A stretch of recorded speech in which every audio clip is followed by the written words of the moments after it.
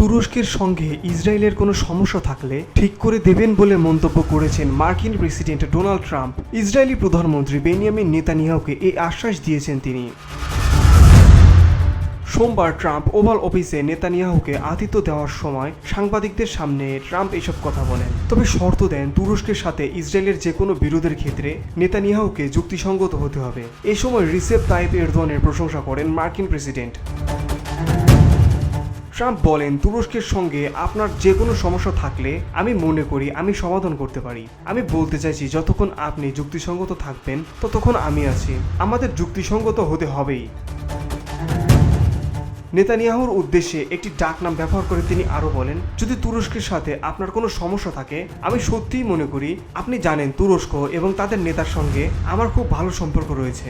আমি মনে করি আমরা এটি সমাধান করতে সক্ষম হব, তাই আমি আশা করি কোনো সমস্যা হবে না। ডোনাল্ড ট্রাম্প বলেন, আমি বলেছিলাম অভিনন্দন, আপনি এমন কাজ করেছেন যা 2000 বছরে কেউ করতে পারেনি। আপনি ভিন্ন নামে সিরিয়া দখল করেছেন। সিরিয়ায় আসাদ সরকারের পতনের পর থেকেই ইসরায়েল সিরিয়ার বিভিন্ন স্থানে হামলা চালিয়ে আসছে।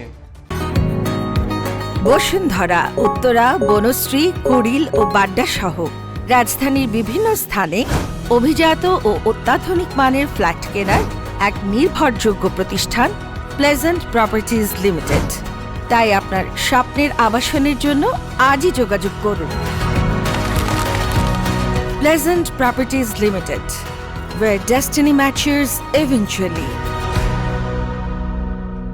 4 এপ্রিল তুরস্কের পররাষ্ট্রমন্ত্রী হাকান ফিদান বলেন, সিরিয়ার সামরিক স্থাপনাগুলোতে ইসরায়েলের একের পর এক হামলা সিরিয়ায় নতুন সরকারের সক্ষমতা কমিয়ে ফেলবে এবং এতে ইসলামিক স্টেটস, আইএস সহ বিভিন্ন শত্রু গোষ্ঠীর হুমকির মোকাবেলা সমস্যা সৃষ্টি হবে। তবে সিরিয়ায় ইসরায়েলের সঙ্গে সরাসরি সংঘর্ষে জড়াতে চায় না তুরস্ক। Beauty Bangla news desk.